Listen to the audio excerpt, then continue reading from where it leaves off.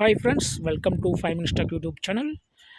Here is Yamaha Ray ZR 2018 model bike. In this video, we will learn where to find engine number of our bike.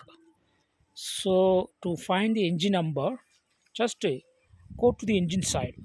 Here the engine is. Here this is the engine. Okay.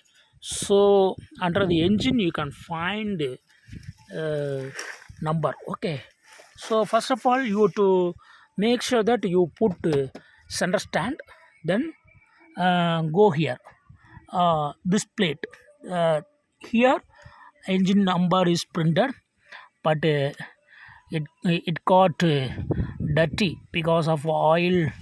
uh, it is unclean.